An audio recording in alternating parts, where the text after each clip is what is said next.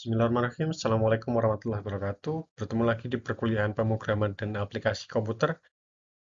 Kali ini kita akan membahas artificial intelligence atau kecerdasan buatan dengan topik artificial neural network.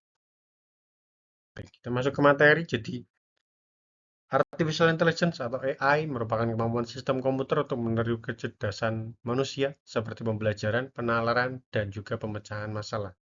Nah, kemudian banyak AI yang membahas tentang deep learning. Apakah deep learning akan seperti ini? Akan melakukan pembelajaran di dalam kolam renang? Tentunya bukan. Makanya kita akan membahas tentang artificial neural network di materi pada perkuliahan kali ini.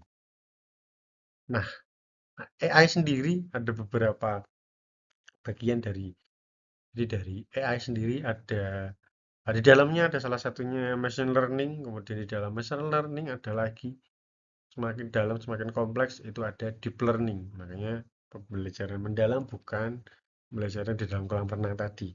Baik, AI sendiri merupakan konsep yang mencakup segala jenis teknologi yang memungkinkan mesin untuk meniru kecerdasan manusia, di mana ada subbidangnya machine learning dan deep learning, serta bidang lainnya seperti sistem pakar, pemrosesan bahasa alami atau natural language processing, ataupun sebagainya. Machine learning merupakan subbidang AI di mana mesin belajar dari data tanpa harus diprogram secara eksplisit untuk setiap tugasnya.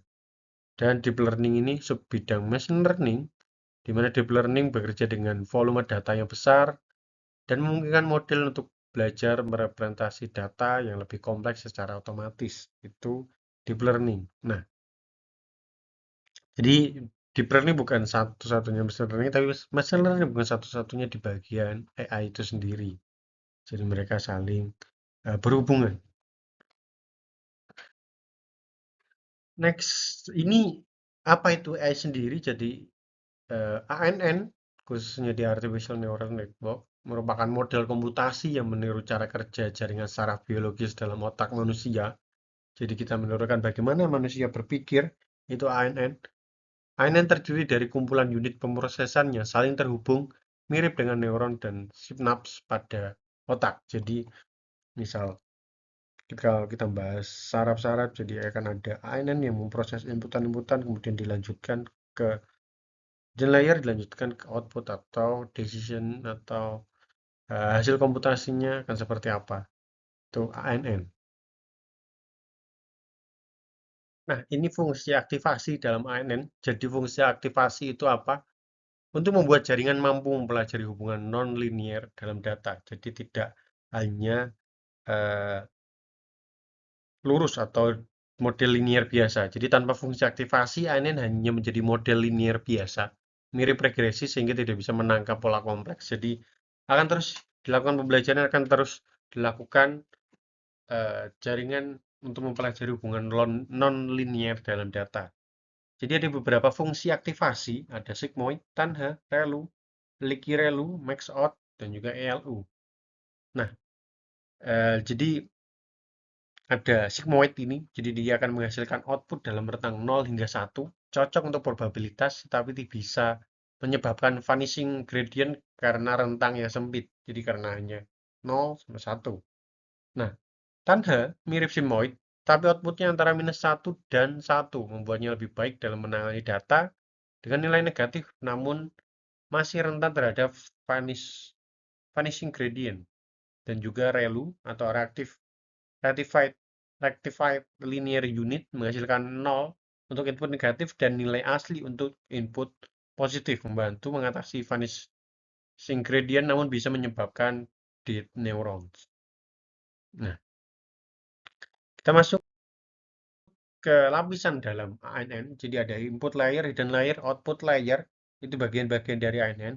Kemudian ada weight atau bobot dan juga bias. Nah, input layer sendiri pasti inputan, jadi menerima data masukan.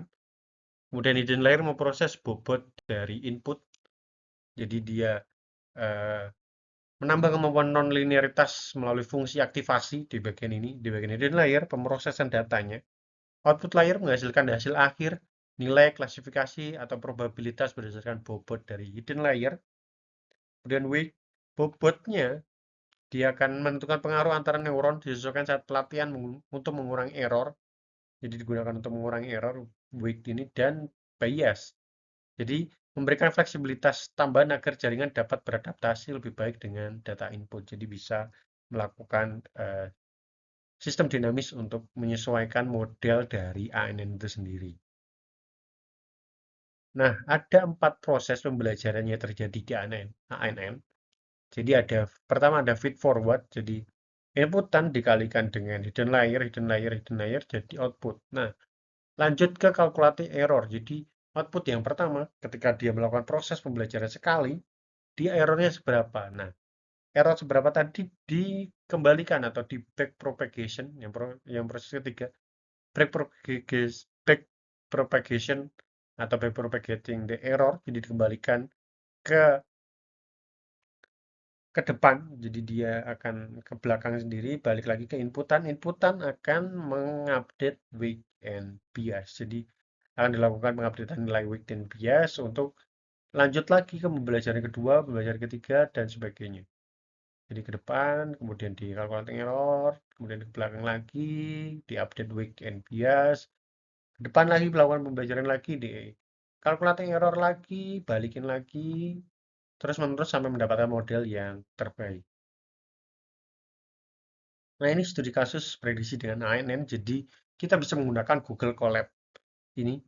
Jadi ada beberapa software analisis, ada Google Colab, Scikit-learn, Pandas, Matplotlib, NumPy, TensorFlow, SHP, dan juga Google Drive yang bisa digunakan untuk mencoba artificial neural network ini. Jadi Google Colab sebagai lingkungan komputasinya, kemudian NumPy, Pandas, pengolahan data, dan normalisasi data. Kemudian ada TensorFlow dan Keras, itu bisa untuk membangun serta melatih model ANN regresi. Kemudian ada scikit-learn untuk pemisahan data dan evaluasi, jadi bisa antara berapa persen untuk data modeling dan berapa persen untuk evaluasi. Kemudian terakhir ada Matplotlib untuk menampilkan hasil visualisasi prediksi, jadi digunakan grafik kah atau membuat diagram batang kah, itu bisa menggunakan Matplotlib ini. Nah, bagaimana prosedur atau metode penggunaan ANN ini? Jadi bisa pertama dilakukan import library yang diperlukan, kita bisa memasukkan library-library yang dibutuhkan untuk membangun model ANN kita.